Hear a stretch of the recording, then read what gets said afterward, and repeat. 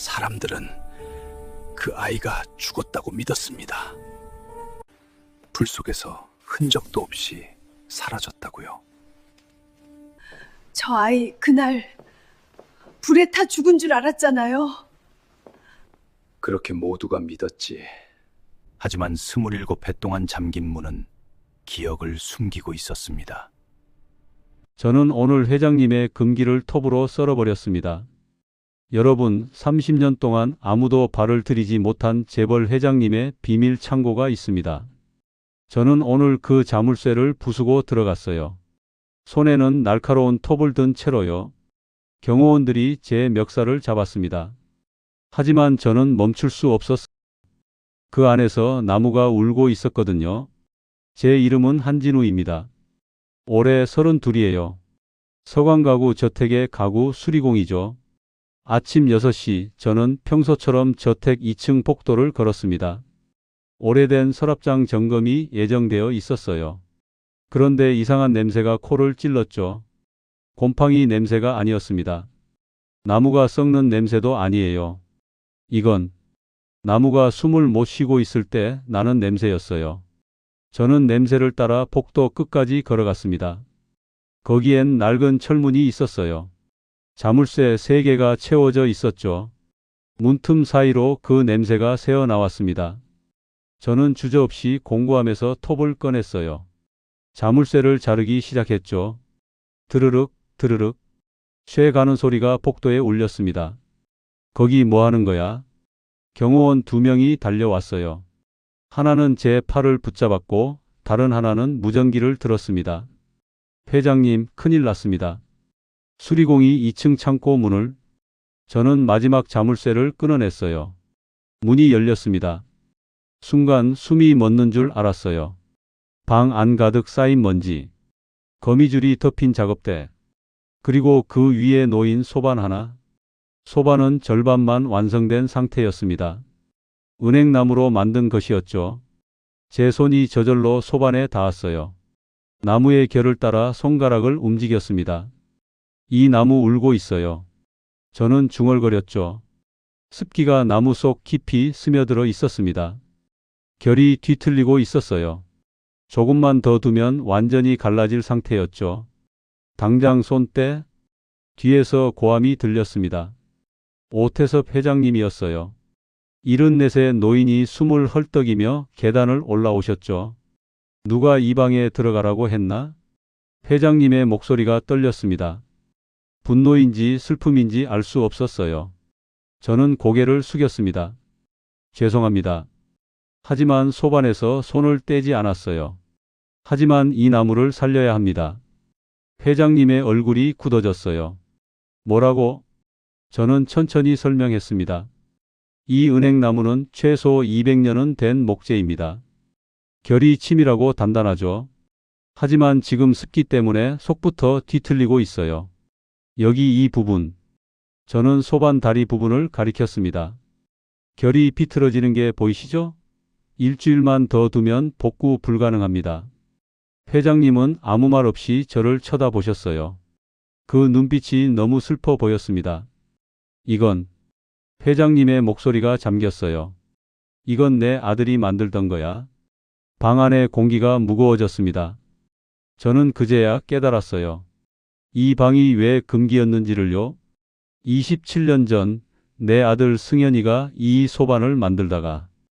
회장님은 말을 잇지 못했습니다. 저는 소반을 다시 살펴봤어요. 미완성이었지만 솜씨가 예사롭지 않았습니다. 각 부분의 결 맞춤이 정교했죠. 회장님, 저는 조심스럽게 말했습니다. 제가 이 나무를 살릴 수 있습니다. 원래 상태 그대로요. 아드님이 작업하신 부분은 단 한 점도 건드리지 않겠습니다. 회장님은 긴 침묵 끝에 고개를 끄덕였어요. 해봐라. 그렇게 저는 27년 만에 열린 금기의 방에서 작업을 시작했습니다. 저도 몰랐어요.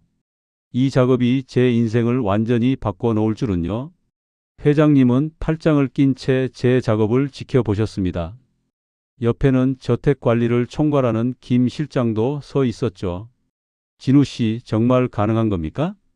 김 실장이 걱정스러운 목소리로 물었어요. 저는 대답 대신 소반을 들어 올렸습니다. 빛에 비춰 결을 자세히 살폈죠. 나무에게 물어봐야죠. 저는 눈을 감았습니다. 손끝에 집중했어요. 은행나무 특유의 단단함이 느껴졌습니다. 하지만 중간중간 물렁한 부분이 있었죠. 습기가 스며든 자리였어요. 여기. 저는 소반 밑면의 한 지점을 가리켰습니다. 이 부분이 숨구멍입니다. 나무가 습기를 빨아들인 시작점이에요. 회장님이 몸을 숙여 살펴보셨어요. 어떻게 아나? 만져보면 압니다. 저는 솔직하게 답했어요. 어릴 때부터 그랬거든요. 나무를 만지면 그 나무가 말을 거는 것 같았습니다. 언제 베어졌는지, 어디서 자랐는지, 아픈 곳은 없는지요. 30년 경력 장인들도 찾기 힘든 걸? 김 실장이 중얼거렸습니다. 저는 공구함에서 얇은 송곳을 꺼냈어요. 조심스럽게 숨구멍 주변을 파고들었죠. 습기가 고인 부분을 드러내는 작업이었습니다. 아드님이 이 부분을 마지막으로 작업하셨네요. 저는 말했습니다. 대패질 자국이 여기서 끝나요. 아마 이 다음 단계로 넘어가려던 참이었을 겁니다. 회장님의 손이 떨렸어요. 맞아. 승현이가 그날 다음 작업을 준비하다가 말을 잇지 못하셨습니다. 저는 더 묻지 않았어요. 대신 묵묵히 작업을 계속했죠. 습기 제거제를 얇게 발랐습니다. 나무가 천천히 숨을 쉬도록 도와주는 거예요. 그리고 특수 제작한 얇은 천으로 감쌌죠. 이틀 정도 두면 됩니다. 저는 일어서며 말했어요. 그 다음 결 방향에 맞춰 압력을 가해 원래대로 펴낼 겁니다. 압력을? 김 실장이 되물었습니다. 나무는 기억합니다. 저는 소반을 쓰다듬었어요. 원래 어떤 모습이었는지요? 제대로 된 방향으로 힘을 가해주면 스스로 돌아갑니다. 작업을 마치고 일어서는데 왼쪽 눈이 찡했습니다. 습관적으로 눈을 찡긋하며 혀를 살짝 내밀었죠. 집중할 때 나오는 버릇이었어요. 어릴 때부터 그랬습니다. 회장님이 저를 뚫어지게 쳐다보셨어요. 표정이 이상했습니다. 뭔가 충격을 받은 것 같았죠. 회장님? 제가 묻자 회장님은 고개를 돌리셨어요. 아니다. 가봐라. 목소리가 갈라져 있었습니다. 저는 고개를 숙이고 방을 나왔어요. 복도를 걸으며 뒤를 돌아봤습니다. 회장님은 여전히 소반 앞에 서 계셨죠. 어깨가 미세하게 떨리고 계셨어요. 그날 밤 저는 숙소로 돌아가지 못했습니다. 소반 상태가 신경 쓰여서 창고 앞 의자에 앉아 있었죠. 2시간마다 한 번씩 습도를 체크해야 했거든요. 새벽 2시쯤이었을 거예요. 복도에 발소리가 들렸습니다. 회장님이었어요. 잠옷 차림의 맨발이셨죠. 회장님, 왜? 나무가 궁금해서. 회장님은 창고 문 앞에 섰습니다. 들어가도 되나? 당연하죠. 저는 문을 열었어요. 소반은 천에 감긴 채 조용히 숨 쉬고 있었습니다. 회장님은 한참 동안 그걸 바라보셨어요. 승현이도 내 나이쯤 됐을 때 이 일을 시작했어. 회장님이 입을 여셨습니다. 가구 만드는 게 좋다고 했지. 재벌 아들이 무슨 목수냐고 말렸는데도. 목소리에 그리움이 묻어났어요. 나무 만질 때 눈을 찡긋거리고 혀를 내미는 버릇도 있었어. 꼭 너처럼. 저는 가슴이 철렁했습니다. 제 버릇을 말씀하시는 건가요? 신기한 일도 있더라고. 회장님이 쓸쓸하게 웃으셨어요. 27년이 지나도 그 모습이 잊히지 않아. 오늘 내가 작업하는 걸 보니까 꼭 승현이가 살아 돌아온 것 같았지. 저는 뭐라 대답해야 할지 몰랐습니다. 그저 고개를 숙였죠. 회장님은 천천히 복도로 나가셨어요. 내일 다시 올게. 나무 상태 확인하러. 뒷모습이 너무 외로워 보였습니다. 저는 소반을 바라봤어요. 27년 전 누군가의 손길이 멈춘 이 나무. 그 사람도 저처럼 나무와 대화했을까요? 문득 가슴 한쪽이 아려왔습니다. 이유를 알 수 없는 그리움이었어요. 이틀 뒤 소반은 거의 회복됐습니다. 결이 제자리를 찾아갔죠. 저는 마지막 마무리 작업에 들어갔어요. 오전 11시쯤 사모님 박정숙 여사께서 창고에 오셨습니다. 진우 씨, 점심 전에 새참이라도 들어요. 트레이에 콩국수 한 그릇이 놓여 있었어요. 감사합니다.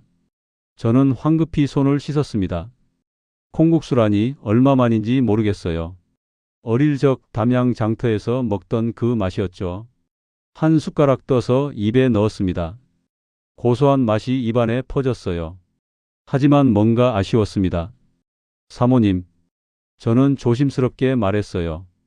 혹시 소금하고 볶은 보릿가루 있으실까요? 사모님의 손이 멈췄습니다. 뭐라고요? 콩국수에 설탕 대신 소금 2꼬집이랑 볶은 보릿가루를 넣어 먹는 게 제 스타일이에요. 어릴 때부터 그렇게 먹었거든요. 순간 트레이 떨어지는 소리가 났습니다. 사모님이 손에서 놓으신 거예요. 다행히 국수 그릇은 무사했습니다. 사모님, 괜찮으세요? 저는 황급히 일어났어요. 사모님은 저를 보고 계셨습니다. 눈에 눈물이 가득했죠. 어디서 그런 먹는 법을 배웠어요? 목소리가 떨렸어요. 저는 어리둥절했습니다. 그냥 어릴 때 누가 그렇게 해줬던 것 같은데요. 누군지는 기억이 안 나요. 사모님은 휘청거리며 벽에 기댔어요. 김 실장. 사모님이 복도로 소리쳤습니다. 김 실장이 달려왔어요. 사모님, 무슨 일이십니까? 회장님, 당장 회장님을 모셔와요. 사모님의 얼굴이 창백했습니다. 저는 무슨 일인지 몰라 그저 서 있었어요. 10분 뒤 회장님이 오셨습니다. 여보, 갑자기 왜 이러시오? 저 애를 봐요. 사모님이 저를 가리켰어요. 콩국수에 소금하고 볶은 보릿가루를 넣어 달래요. 회장님의 얼굴색이 변했습니다. 그게 무슨 소리요? 우리 집안 4대째 내려오는 먹는 법이에요. 승현이 아버님한테 배웠고 승현이도 그렇게 먹었잖아요. 회장님은 저를 돌아보셨어요. 진우 씨, 그 먹는 법을 누구한테 배웠나? 잘 모르겠습니다. 저는 솔직하게 답했어요. 제가 5살 때 담양 장터에서 길을 잃었거든요. 그전 기억은 거의 없습니다. 목수 할아버지가 저를 거둬 키우셨는데 그분한테 배운 건지 원래 알고 있던 건지 말을 잇지 못했습니다. 사실 저도 가끔 궁금했거든요. 왜 남들과 다른 방식으로 먹는지요. 사모님이 의자에 주저앉으셨어요. 5살, 27년 전이면 여보, 진정하시오. 회장님이 사모님의 어깨를 감싸셨어요. 하지만 회장님의 손도 떨리고 있었습니다. 저는 상황을 파악했어요. 혹시 제가 그 잃어버린 아들과 비슷한 걸까요? 아니, 말도 안 됩니다. 그냥 우연이겠죠. 진우 씨, 혹시 다른 특이한 버릇 같은 거 없나? 회장님이 물으셨어요. 저는 고개를 가웃했습니다. 글쎄요. 자기 전에 꼭 왼손으로 배를 두드려요. 3번씩요. 안 그러면 잠이 안 와서. 사모님이 흐느꼈습니다. 승현이도 그랬어요. 어릴 때 배앓이가 심해서 제가 배를 두드려줬거든요. 그게 습관이 돼서 방 안이 정적에 휩싸였어요. 저는 어떻게 반응해야 할지 몰랐습니다. 이게 다 우연일 수는 없다는 걸 저도 느꼈거든요. 하지만 동시에 믿기지도 않았죠. 진우 씨, 미안하지만 며칠만 기다려주게. 회장님이 말씀하셨어요. 확인해 봐야 할 게 있어. 무엇을요? 나중에 말하겠네. 회장님은 사모님을 부축해 방을 나가셨어요. 저는 혼자 남았습니다. 식은 콩국수가 상 위에 놓여 있었죠. 저는 주방으로 가서 소금과 보릿가루를 찾았습니다. 2꼬집 1스푼. 국수에 넣고 비볐어요. 한 입 먹었습니다. 왠지 모르게 눈물이 났어요. 이 맛이 이렇게 그리웠나 싶었습니다. 나무 결처럼 제 안에 새겨진 기억이 있는 걸까요? 손끝으로는 나무의 과거를 읽을 수 있는데 제 과거는 왜 읽을 수 없는 걸까요? 창밖을 봤습니다. 회장님과 사모님이 정원을 거닐고 계셨어요.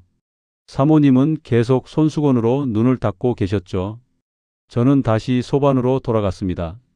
나무가 저를 기다리고 있었으니까요. 사흘 뒤 저는 1층 대형 자개장 수리를 맡았습니다. 조선 후기 작품으로 100억 원대 가치를 지닌 유물이었죠. 김 실장이 심각한 얼굴로 저를 불렀어요. 진우 씨, 큰일입니다. 무슨 일인데요? 자개장 문짝에 금이 갔어요. 어젯밤 사이에요. 저는 달려갔습니다. 자개장이 놓인 서재로요. 문짝을 보는 순간 한숨이 나왔어요.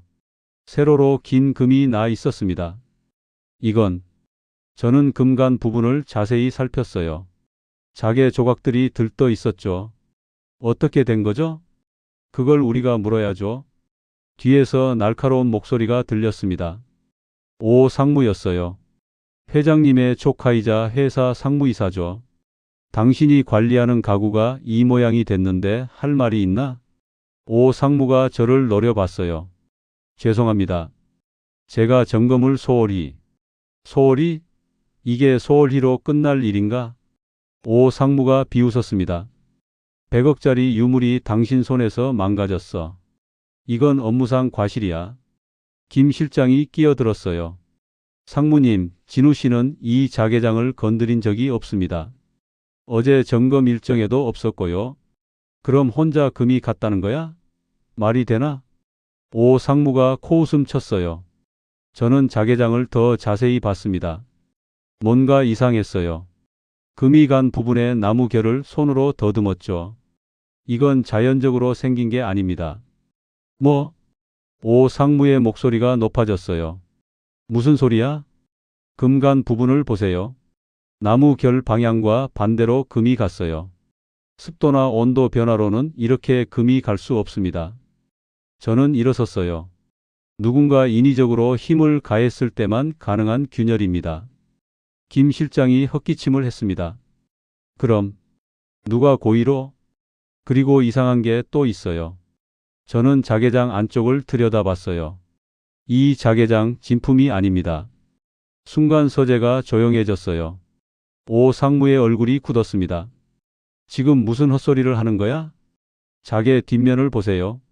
저는 자개 조각 하나를 조심스럽게 들어 올렸어요. 진품은 자개 뒷면에 오칠이 3번 되어 있습니다. 조선 후기 장인들의 방식이죠. 근데 이건 2번만 되어 있어요. 정교한 복제품입니다. 김 실장이 자개장의 얼굴을 가까이 댔어요. 정말 그러네요. 오 상무가 버럭 소리쳤습니다. 말도 안 돼. 이 자개장은 3년 전 감정을 받았어. 3년 전엔 진품이 맞았겠죠. 저는 오 상무를 똑바로 봤어요. 하지만 지금은 아닙니다. 누군가 바꿔치기 한 겁니다. 오 상무의 이마에 땀이 맺혔어요. 당신이 뭘 안다고 그런 판단을 내려? 나무가 말해줍니다. 저는 자개장을 쓰다듬었어요. 이 나무는 베어진 지 20년밖에 안 됐어요. 조선 후기 작품이라면 최소 150년은 넘어야 하는데요. 김 실장이 무전기를 꺼냈습니다. 회장님, 급히 보고 드릴 일이 있습니다. 10분 뒤 회장님이 오셨어요. 사모님도 함께였죠. 저는 상황을 설명드렸습니다. 회장님의 얼굴이 차갑게 굳어졌어요. 진우 씨 말이 사실이라면 회장님이 오 상무를 봤습니다. 자네가 진품을 빼돌리고 가짜를 들여놓은 건가? 아닙니다, 회장님. 오 상무가 발뺌했어요. 이 수리공 말만 믿으시는 겁니까? 제대로 된 감정도 없이? 감정은 해야겠네. 회장님이 전화를 들었어요. 국립박물관 김 선생에게 연락해. 감정 전문가가 오는 데는 2시간이 걸렸습니다. 그동안 오 상무는 서재를 떠나지 못했어요. 회장님이 못 가게 하신 거죠. 저는 복도에서 기다렸습니다. 사모님이 제 옆에 앉으셨어요. 진우 씨 무섭지 않아요? 뭐가요? 오 상무를 고발하는 거요. 저 사람 성격 아시잖아요. 저는 고개를 저었습니다. 진실을 말한 것뿐입니다. 나무는 거짓말을 못해요. 사모님이 제 손을 잡으셨어요. 승현이도 그런 말을 자주 했어요. 나무는 정직하다고. 감정가가 도착했습니다.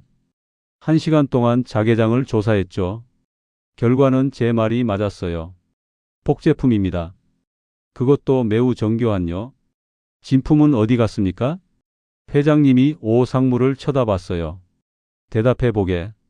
오 상무는 입을 열지 않았어요. 경호실 오 상무 사무실과 자택을 수색해. 회장님의 명령이 떨어졌습니다. 오 상무가 비틀거렸어요. 회장님 오해입니다. 제가 나가보게. 당분간 회사 출입도 금지야. 오 상무는 저를 독하게 노려보고 나갔어요. 저는 알았습니다. 이제 시작이라는 걸요. 오 상무가 가만히 있지 않을 거라는 걸요. 그날 밤 저는 이상한 꿈을 꿨습니다. 넓은 작업실이었어요. 나무 냄새가 가득했죠. 누군가 제 손을 잡고 대패질을 가르쳐 줬어요. 승현아, 결을 거스르면 안 돼. 나무의 흐름을 따라가는 거야. 따뜻한 목소리였습니다.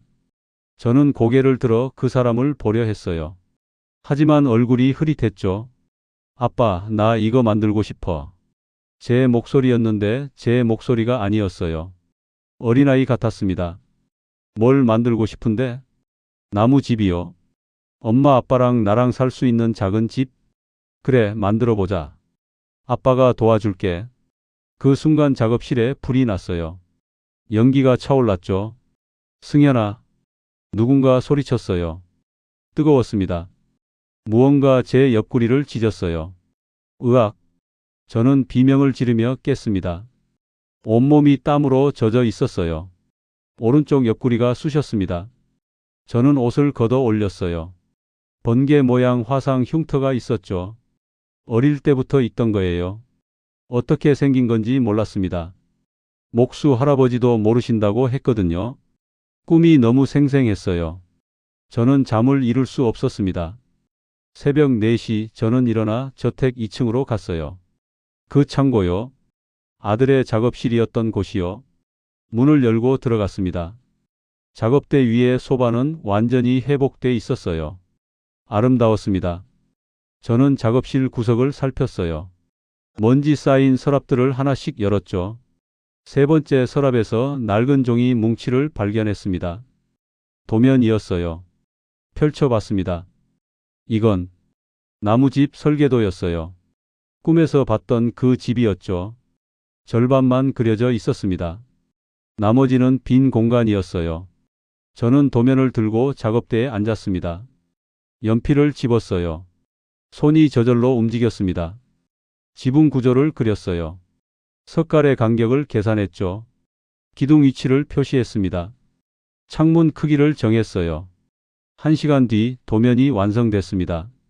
저는 제가 그린 걸 보고 깜짝 놀랐어요. 이렇게 정교한 설계를 해본 적이 없었거든요. 근데 손이 알아서 그렸습니다. 뭐 하는 건가? 뒤에서 목소리가 들렸어요. 회장님이었습니다. 회장님, 죄송합니다. 허락 없이. 괜찮네? 그게 뭔가? 회장님이 도면을 보셨어요. 순간 얼어붙으셨습니다. 이게 어떻게? 제가 완성했습니다. 그냥 손이 가는 대로요. 회장님은 도면을 들고 떨었어요. 이 결 맞춤 방식? 네. 이건 우리 집안에만 내려오는 기법이야. 내가 아버지한테 배웠고 승현이한테 가르쳤지. 근데 승현이가 사라진 뒤로 이 방식을 쓰는 사람은 이 세상에 없어. 회장님이 저를 봤어요. 눈에 눈물이 고였습니다. 자네가 어떻게 이걸 아나? 모르겠습니다. 저는 솔직하게 말했어요. 그냥 이렇게 하는 게 맞다고 느꼈어요. 나무가 그렇게 말하는 것 같았습니다. 회장님은 의자에 주저앉으셨어요. 진우 씨, 자네 정말 말을 잊지 못하셨습니다. 저는 제 손을 내려다 봤어요. 이 손이 기억하는 걸까요? 제 머리는 모르는데 손은 아는 걸까요? 회장님, 제가 누구죠? 저는 물었습니다. 저는 정말 한진우가 맞나요? 회장님이 고개를 드셨어요. 모르겠네. 하지만 곧 알게 될 거야. 주머니에서 봉투를 꺼내셨어요. 이게 뭡니까? 유전자 검사 의뢰서야. 자네 동의를 구하려고 했네. 제 심장이 뛰었습니다. 저도 알고 싶습니다. 제가 누군지요? 내일 검사하세. 결과는 일주일 뒤에 나와 회장님이 일어서셨어요. 그때까지 평소처럼 지내게. 아무에게도 말하지 말고. 알겠습니다. 회장님은 문을 나가시다 멈추셨어요.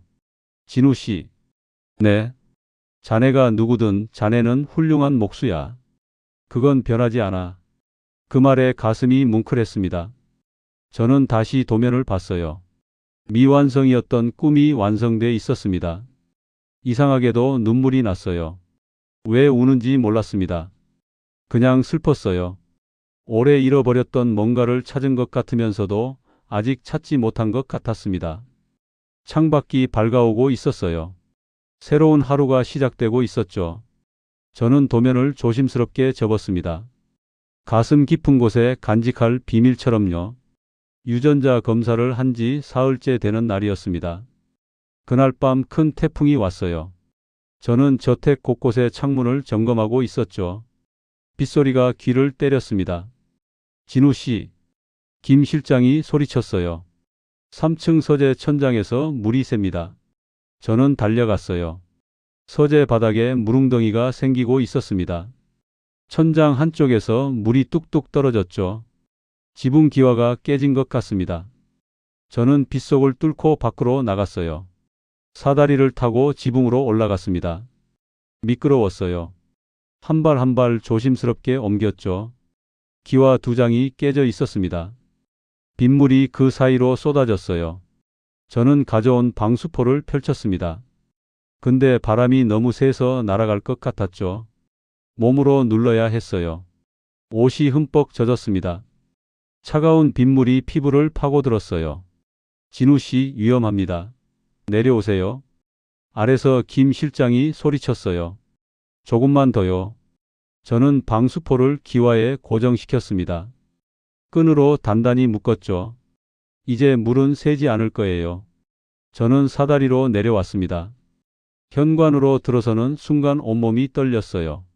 너무 추웠습니다. 어머, 진우 씨. 사모님이 달려오셨어요. 빨리 옷 갈아입어야죠. 감기 걸리겠어요. 괜찮습니다. 저는 물을 뚝뚝 흘리며 말했어요. 객실에 여벌 옷 가져다 놓을게요. 빨리 씻어요.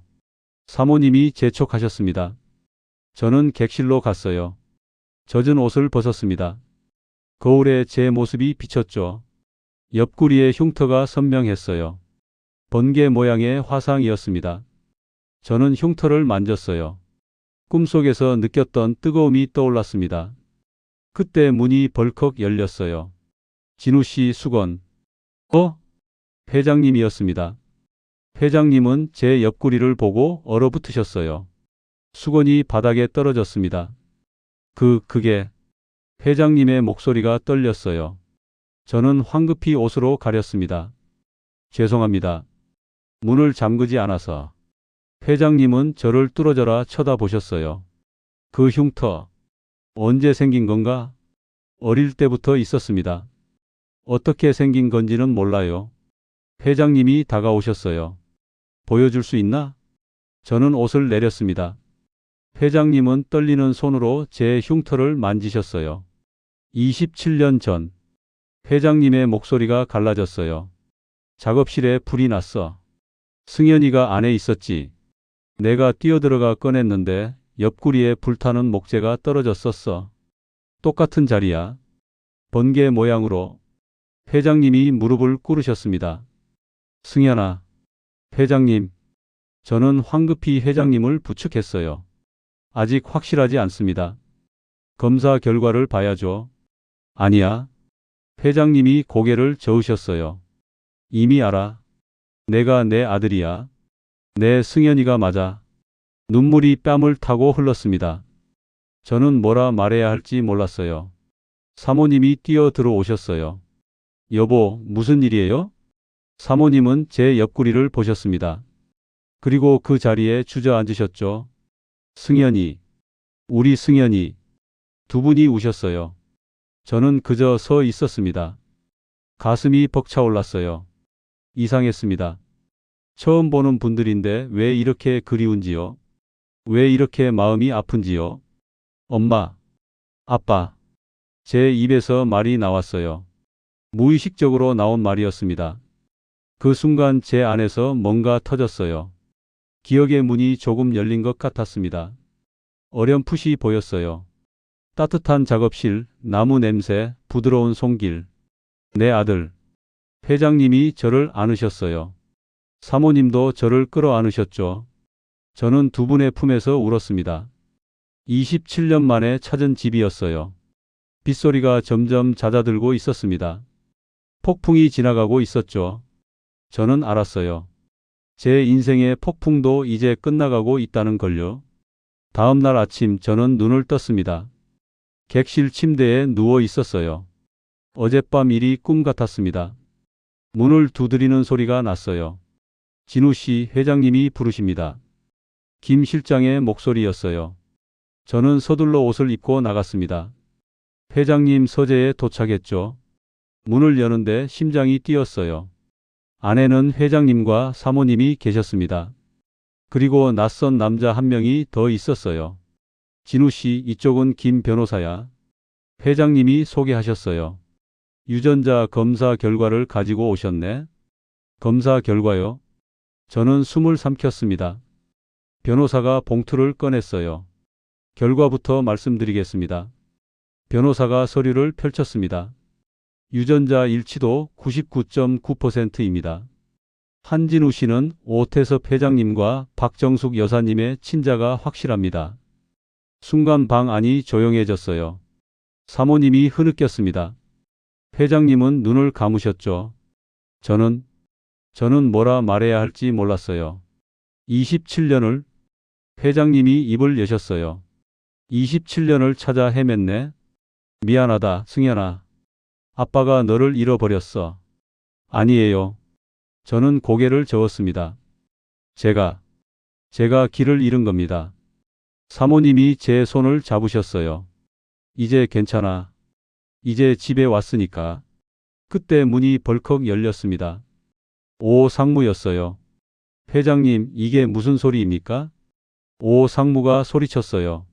저 수리공이 승현이라고요? 검사 결과가 나왔네. 회장님이 서류를 보이셨어요. 오 상무는 서류를 낚아챘습니다. 읽더니 얼굴이 새하얘졌죠. 이건 조작입니다. 조작? 회장님의 목소리가 차가워졌어요. 김 변호사, 설명해 주게. 검사는 국내 최고 기관에서 진행했습니다. 변호사가 말했어요. 두 곳에 의뢰해 교차 검증도 마쳤고요. 조작 가능성은 제로입니다. 오 상무가 휘청거렸어요. 안 돼. 이럴 수가. 자네 사무실에서 나온 물건들 말일세. 회장님이 말씀하셨어요. 진품 자개장이 발견됐네. 경매업자와 주고받은 메시지도 나왔고. 오 상무의 얼굴에서 핏기가 싹 가셨어요. 그리고 이것도. 회장님이 또 다른 서류를 내밀었습니다.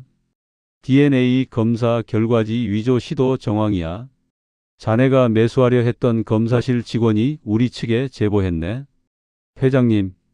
오 상무가 무릎을 꿇었어요. 잘못했습니다. 제가 정신이 나갔습니다. 27년 동안 내 옆자리를 노렸지. 회장님의 목소리에 실망이 묻어났어요. 내 아들이 돌아오는 게 그렇게 싫었나? 오 상무는 대답하지 못했어요. 당장 나가게. 회사 지분도 회수할 거야. 법적 절차는 변호사가 진행할 거고. 회장님. 오 상무가 애원했지만 소용없었어요. 경호원들이 들어와 오 상무를 끌고 나갔습니다. 방 안에 정적이 흘렀어요. 회장님이 제게 다가오셨습니다. 승현아. 그 이름이 이상하게 익숙했어요. 아니, 이제 뭐라 부를까? 진우로 살아온 세월도 소중하니. 승현이요. 제가 말했습니다. 승현이라고 불러주세요. 이제 기억나요? 조금씩이지만요. 사모님이 웃으며 우셨어요. 우리 승현이. 저는 두 분 앞에 무릎을 꿇었습니다. 27년 늦었지만 인사드립니다. 아버지, 어머니. 회장님이 저를 일으켜 세우셨어요. 아니야. 늦지 않았어. 내가 살아 돌아온 것만으로도 기적이야. 저는 창밖을 봤습니다. 폭풍이 지나간 하늘이 맑았어요. 27년 만에 찾은 집, 27년 만에 만난 부모님. 나무 결처럼 끊어진 인연은 없었던 거예요. 다시 이어질 날만 기다리고 있었던 거죠. 제 손이 따뜻해졌습니다. 나무를 어루만질 때의 그 온기였어요. 이제야 알았습니다. 제가 나무를 사랑했던 이유를요. 아버지가 가르쳐 주신 거였죠. 나무는 거짓말하지 않는다고요. 사람의 인연도 마찬가지라고요. 한 달이 지났습니다. 저는 여전히 나무를 만지고 있었어요. 하지만 이제는 수리공이 아니었죠. 서광가구 부회장 오승현. 그게 제 공식 직함이 됐습니다. 승현아, 이리 와봐라. 아버지가 부르셨어요. 저는 1층 작업실로 갔습니다. 아버지가 대패를 잡고 계셨죠. 같이 하나 만들어 볼까? 뭘요? 내가 그린 도면. 그 나무집 말이야. 저는 가슴이 뛰었습니다. 정말요? 우리 셋이 살 작은 집 만들어 보자. 어머니도 웃으며 들어오셨어요. 설계는 승현이가 하는 거야. 나는 거들 뿐이고. 저는 도면을 펼쳤습니다. 완성했던 그 도면이요. 그럼 시작하죠. 저는 나무를 골랐어요. 은행나무 한 뭉치였습니다. 손으로 결을 따라 쓰다듬었죠. 이 나무가 좋겠어요. 아버지가 고개를 끄덕이셨어요. 역시 내 아들이야. 내가 고른 나무가 제일 좋은 나무지. 저는 톱을 들었습니다. 아버지도 톱을 드셨죠. 같이 자를까? 네. 둘이서 톱을 당겼습니다. 드르륵, 드르륵. 나무 가는 소리가 작업실에 울렸어요. 어머니가 차를 끓여 오셨습니다. 쉬엄쉬엄 해요. 안 그래도 몸 상한 사람들이. 저는 웃었습니다. 27년 만에 찾은 일상이었어요. 아버지와 함께 나무를 다루고 어머니가 차를 내주시는 이 평범한 순간이 기적 같았습니다. 승현아, 아버지가 말씀하셨어요. 네, 아버지. 내가 돌아와줘서 고맙다. 제가 더 감사하죠. 저를 찾아주셔서요. 저는 나무를 쓰다듬었습니다.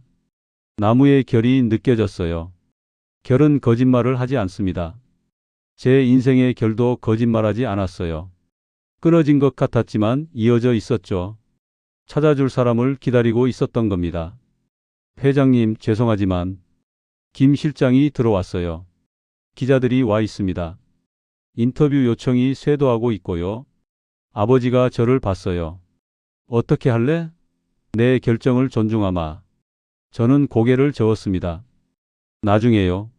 지금은 이 나무집부터 완성하고 싶어요. 좋아.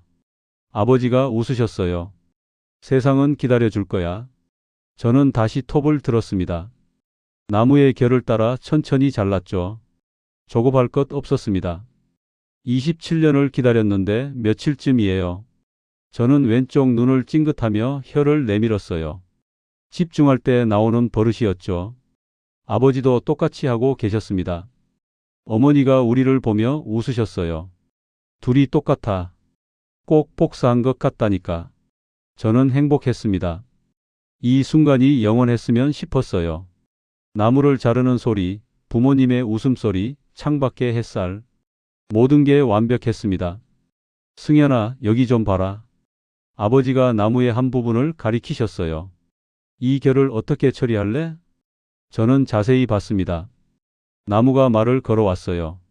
이렇게 하면 될 것 같아요. 저는 대패로 결을 따라 밀었습니다. 매끄럽게 깎여 나갔죠. 잘했어. 아버지가 제 어깨를 두드렸어요. 그 손길이 따뜻했습니다. 저는 작업을 계속했어요. 나무집은 천천히 모습을 드러냈습니다. 우리 셋이 살 작은 집이요. 완성되는 데는 석 달이 걸렸어요. 하지만 조급하지 않았습니다. 천천히 정성스럽게 만들었죠. 완성된 나무집은 아름다웠어요. 은행나무 결이 햇살에 반짝이었습니다. 이제 어디에 놓을까? 어머니가 물으셨어요. 저는 정원을 가리켰습니다. 저기 은행나무 아래요. 거기가 좋을 것 같아요. 그렇게 나무집은 정원에 자리 잡았습니다. 우리 셋은 그 안에 들어가 앉았어요. 좁았지만 포근했습니다. 27년 만에 이룬 꿈이네. 아버지가 말씀하셨어요. 승현이 너 어릴 때 가족이 사는 나무집 만들고 싶다고 했었지. 기억나요? 이제 조금씩 다 기억나요? 저는 눈을 감았습니다. 어린 시절의 기억들이 흘러왔어요. 아버지의 손을 잡고 작업실에 갔던 날들, 어머니가 콩국수를 끓여주시던 여름날들, 모두 돌아왔습니다. 고마워, 승현아. 어머니가 제 손을 잡으셨어요.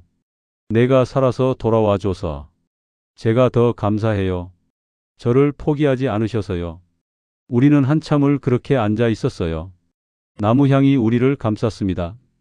저는 생각했습니다. 인생은 나무 결 같다고요. 때로는 꼬이고 뒤틀리지만 결국 제자리를 찾아간다고요. 저처럼요. 27년을 헤매다 집으로 돌아온 것처럼요. 나무는 거짓말하지 않습니다. 사람의 인연도 마찬가지예요. 끊어진 것 같아도 어딘가에서 이어져 있죠. 다시 만날 날을 기다리면서요. 저는 오늘도 나무를 만집니다. 하지만 이제는 혼자가 아니에요. 아버지와 함께 어머니 곁에서요. 이게 제가 평생 꿈꿨던 삶입니다. 나무와 함께, 가족과 함께.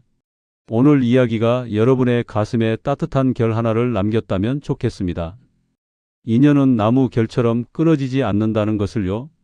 언젠가 다시 만날 거라는 희망을 품고 살아가시길 바랍니다. 여러분 감사합니다. 여러분도 시간이 지나 다시 만난 인연 겪어보셨나요? 겪어보셨다면 댓글로 남겨주세요. 구독과 좋아요, 알림 설정은 영상 만드는데 큰 힘이 됩니다.